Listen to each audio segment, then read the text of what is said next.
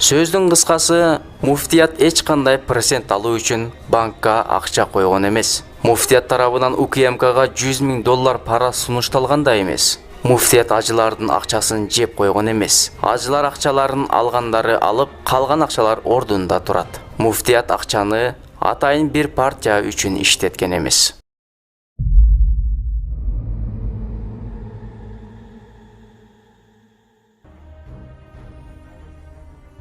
Бисмиллахир-рахманир-рахим. Алла Таалага чексиз мактоолор болсун. Жана акыркы пайгамбарыбыз Мухаммад Мустафа саллаллаху алейхи ва салламга Алланын саламы жана салаваттары болсун. Ассаламу алейкум, урматтуу мусулман туугандар.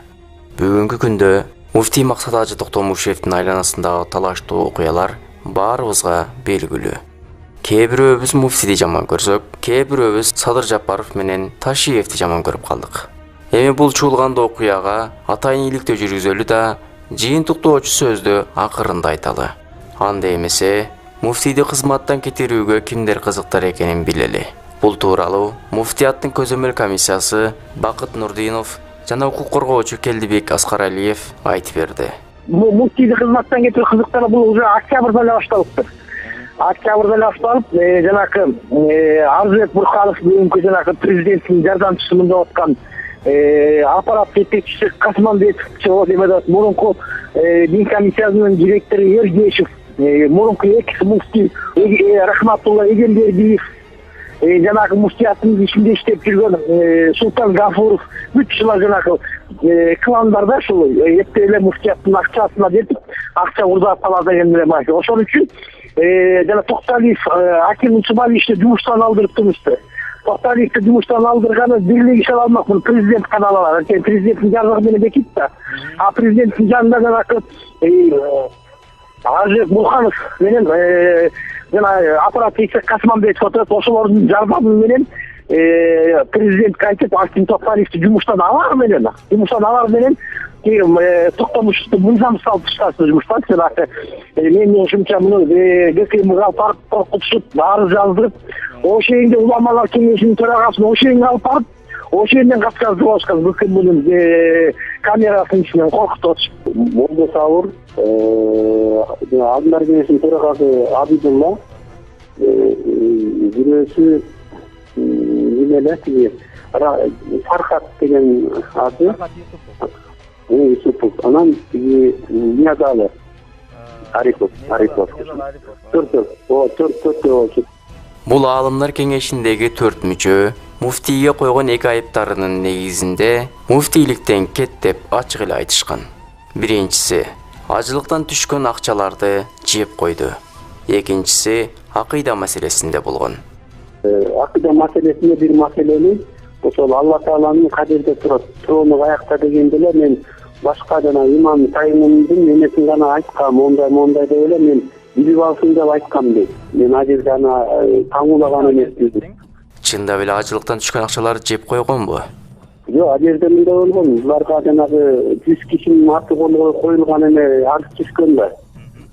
Ошол жанагы ажылыкка бара тургандар биздин акча каяка кетти деп 100 кишинин деп. Бирок ошол 100 кишинин эмеси коюлган арыздары эме болуп калганда, анонимный болуп калган. Эмне дегенде ошондо текшергенде ошо 100 киши бир дагы тиги электрондуу эмеге катталган экен, ажылыккачы. Анан ошону айткан, адилет айткан, мына биз далилдедик, президентке да айткан, могу 100 киши анонимный болуп чыкты. Бири да катталбаптыр. Колу бир эле киши кол коюп коюптур да, анан телефондору жок, даректери жок болуп чыгып көрсөткөн президентке мына деп. Демек бул нерсе коюнунда котур ташы бар адамдар тарабынан атайын муфтийди каралоо үчүн болгон арыз экени билинип калды. Мында муфтият атайын бир партия үчүн акча бөлгөн эмес да? Жок, бөлгөн эмес. Ал убакта бөлгөн эмес, чыккан акча эле келген ошондо. ОСО менен келишим эле болгон, ОСОнун билбейбиз да? Билбей. Чынында муфтиятка түшкөн акчалар ордунда турат. Жана муфтият эч бир партияга атайын акча которгон эмес. Эми банктарга проценти өсүп туруу үчүн коюлган акчалар тууралуу билели. Адилетиге деле айттык, ушундай болду эле десе, мен аны билбейт экенмин деди. Не дегенде эми бул арам да, акча арам болуп калат да. Анан мен арамга кантип барам? Бул эмеден ката кетиш керек дедим. Оюнга тиги ким эле жана бухгалтер алып атат. Ошону мен мына Алла турат, мен билбейт экен деди. Муну мен күч структура айткандан гана билдим деди да. Канча процент коюлуп, канча актабын. Аны деген мен мына Кудайдын алдында айта алам, арам ишке барган жокмун, процентке коюлганын да билбейм, канча алганын да билбейм деп ал айтты да. Чынында процент арам деп күндө какшаган аалымдар кантип бул нерсени өздөрүнө адат кылмак эле? Бул акылга сыйбаган көрүнүш. Чынында бул кыңгыр ишти муфтиятта иштеген бухгалтер муфтийдин жасылма колун пайдаланып $1 миллион акчаны банкка процентке коюп өзүнүн көрүп жүргөн. Анын үстүнө бул киши буга чейин 2 жолу соттолгон экен. Бирок муфтийге мен таза адаммын деп алдап ишке кирген. Мунун чоңдору Арзыбек Бурханов, Икрам Илмиянов болуп турган. Кырсыга жеткен чоңдору бар экен да. Жана Арзыбек Бурханов окшогон чоңдору бар экен, кыймылдатпай камап берген. Ооба, мурдагы дин комиссиясынын кишилери жанагы Эргеш, ошолордун кишилери болуп калат да. Жанагы Икрам Илмиянов деген ошолор алып келген да бул эмени, бухгалтерди. Главный бухгалтер ошолор алып келген. Анан ошолор аркылуу булар муфтияттан акча жасап жүргөн. Мен айтып атпайбызбы? Муфтияттан кымызын акча ордоп алып туруп пайдаланып келишкен. Буга эле болуп жүрүптү, кымызын болуп жүрүптү. Жанагы азыркы Максат Азиз Токтомушев айтып атпайбы? Бул арам акча арамдар, жазалагыла деп. Ал бизге да келди. Ал жанагы Максат Азиздан права подпись алып туруп, эч кимге билгизбей жаза түшкөн. Ал бул жанагы тергөөдө мойнуна алып атпай, эч ким билчү эмес, мен өзүм жаза түшкөм деп. Ошентип бул кишинин арам оокатына башын тыккан УКМКнын кызматкерлери бухгалтерден $100 000 өлчөмдө акчаны бизге бергиле деп суранышат. Ал киши $70 000 берет. Калган $30 000 да сурашканда, ал киши проценттен түшкөн акча ушул эле деп жооп кайтарганда, калганын бербесең мына сага деп муфтияттын бухгалтерин $100 000 пара менен кармалды деп маалымат таркатып, биринчи бухгалтерди, андан кийин муфтийди жок жерден жалаа менен камакка алышат. Ошондо булар 70 000 беришкен, 30 000 берилген эмес. Ошондо силер 30 000 дагы бербей атасыңар деп, ошондо булар пастабагы уюштурушкан да ошондо. Ошону 30 000 катып алдар бербей атасың. Биз бизнес менен 100 000 болмок дейт. Бул операция 100 000 болуп 70 70 болуп дейт. 60 болуп дейт. Жок, меники таксет, тики таксет ошондон талашууна атасаңар. 3 жыл мурдаткам. Мен бухгалтерге койсоң болбойт. Бул иши деген көрүн эмете. Мен муну соттолгон киши, 2 жол соттолгон киши ал десем, жок, антип айтпат, жок, мен соттолгон эмес, мындай мен жакшы иштейм. Мен документтерди көтөрүп барганда, мынтем. Эми Садыр Жапаров маегинде айткан Арзыбек Бурханов болгону почтальондун ролун аткарган. Ал кадр алмаштырбайт, же кадрды бир жерге койбойт деп айткан сөзү боюнча Акин Токталиевден сурасак, ал киши Бурханов түз эле мени өзүнө чакырып алып, Садыр Жапаров муфтийди кетсин жана бул кишинин ордуна коюлсун деп жатат. Деп мурдагы муфтий Рахматулла Ажы Эгембердиевдин жакын таанышы Султан Гафуровдун резюмесин колуна тапшырган. Бархам бир офисте отурган экен. Анан мени Султандын резюмесин берет. Бул ушул резюмени алсак, ушул муфтий болот, ушул зам муфтий болот, ие болот. Азыр ие болуп келип, я өзүм чыгара алайт дейт. Максаттарына. Ал арчасы кеткен, анын видеону сүйүшүнө шайлайт, ошол инновация бар, инновациядан кийин батасын берип, анан нерсесин муфтий чарайт. Кийин Акин Токталиев Максат Ажыны чакырып, тиги Арзыбек Бурханов бул резюмени бизге берди. Сизди Садыр Жапаров кетсин деп жатат экен. Сиз биринчи билиңизчи, чындап эле сизди кетишиңизди каалайт бекен деп муфтийди Садыр Жапаровго сүйлөшүүгө жөнөтөт. Муфтий Садыр Жапаров менен сүйлөшкөндө, мен эч кандай Арзыбек Бурхановго муфтийди иштен алсын деп буйрук берген эмесмин деп жоопту берет. Ошентип арадан күндөр өтүп, Бурхановдун бороону дагы күчөп, мунусунда муфтиятка тез бара калыңыз, тигилер чабыша турган болуп калыптыр деп жалган маалыматтарды берет. Ага ишенген Садыр Жапаров туура мечитке бара калса, эч кимди чапкан эмес. Тынч гана сүйлөшүү жолу менен иш бүтүрүп жаткан болушат. Ошол жерде Акин Токталиев болгон окуяны айтып, Бурханов деген кеңешчиңиз Султан Гафуров деген бирөөнүн резюмесин берип, муфтийди иштен кетириңиз, бул президенттин чечими деп айткан деп президенттин өзүнө бул маалыматты жеткизгенде, ошол жерде аалымдардын алдында Бурхановду тургузуп алып, аябай тилдеген. Буга ошол жердеги баардык аалымдар күбө дейт Токталиев. Анан Бурханов тургузуп, Dedi, eli görüşü жасалды. Мен качан задание бердим элем деп. Мына ушул Арзыбек Бурханов жана ушуга окшогон жең ичинен томбучкан чыккынчылар Садыр Жапаровдун башын жейт. Эгер Садыр Жапаров азыртадан булардан кутулбаса, кийин дин комиссиясы Акен Токталиевдин ордуна ким келгенин сурасак, мурда органда иштеген, анын колунан көп адамдар экстремист деген жала менен камалган Медер деген бала келген экен. Мен монтупе дин комиссияга 3 структура келбеш керек качан.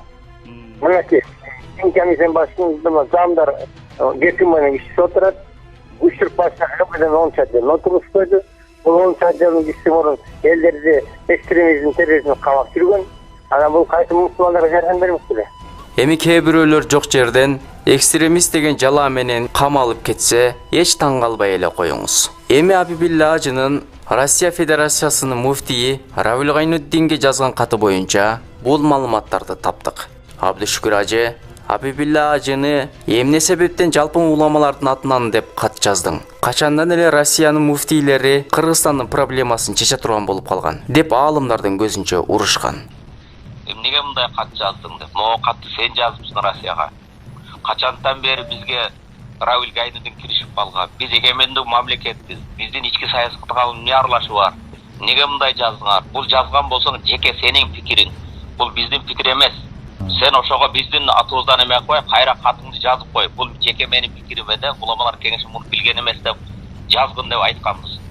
Ошол жыйындын эмеси да бар, муфтияттын камерасыга алынып турган бар эме бар ал жерде. Эми жеке Абдышүкүр Сайтбакасы эмес, биздин баарыбыздын атыбыздан жазганга биздин акы жок. Действительно, биз да баарыбыз эме кылдык.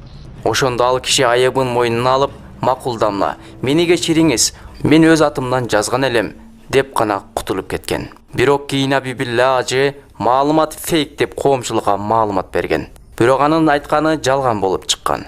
Себеби бул киши буга чейин да муфтийдин үстүнөн кызматтан бошотулуусун талап кылып, дин комиссиясына арыз менен кайрылган. Бирок ал катты да мен жазган эмесмин деп актанып кеткен. Ага күбөлөр да бар экен. Мурун мында октябрь айында дагы дин комиссиясына арыз жазган. Ошондо Максатбек Токтомушевди жумуштан алыш керек деп тапшырды. Аны да сейиттеп чыккан. Качан бетин алып келип такаганда Бечиповго муну мен жазган эмесмин, муну мага ошол иргишип коркутуп жаздырган деп айткан. Geçen katında сейиттеп çıktı.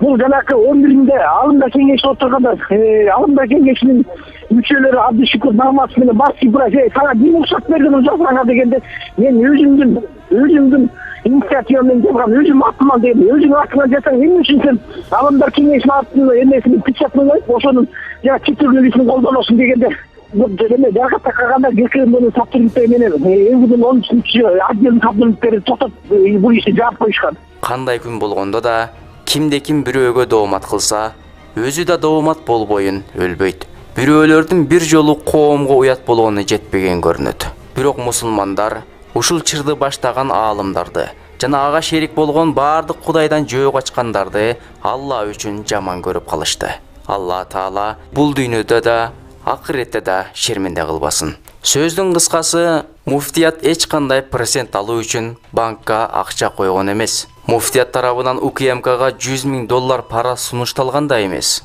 Муфтият ажылардын акчасын жеп койгон эмес. Ажылар акчаларын алгандары алып, калган акчалар ордунда турат. Муфтият акчаны атайын бир партия үчүн иштеткен эмес. Ушул жерде УКМКга эки ооз сөз. Кытайга барып жоону чаап келгендей, муфтийди кармадык, муфтийди камакка алдык деп маалымат таркатканыңар, бул силер үчүн позор көрүнүш. Боёкчуну боёкчу десе, атасын сакалын боёйт дегендей, көрүнгөндүн баарын ага силердин укугуңар барбы, жокпу, текшермиш болуп, аны камай бересиңерби? Акыңар жок нерсеге эмнеге мурдуңарды тыгасыңар? Муфтий жаманбы, жакшыбы, ал биздин жүзүбүз. Силер жалпы мусулмандардын жүзүн тебелеп салдыңар.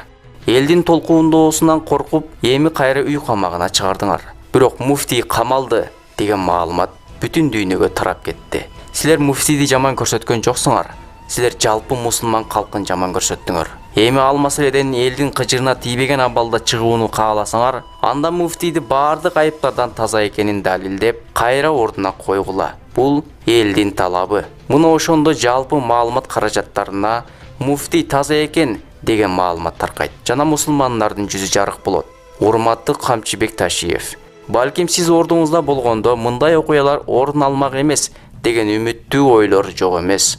Бирок чет элден аман-эсен келип калганыңызда тиги жеңичинен том учуучуларыңызды жоопко тартып иштен кетириңиз. Антпесе баскан жерине чөп чыкпаган балдарыңыз элге сизди жаман көрсөтүп бүттү. А бул нерсе элдин ишеничинен чыгуу дегендик. А чынында бул сиз үчүн өтө чоң жоготуу. Урматтуу Садыр Жапаров.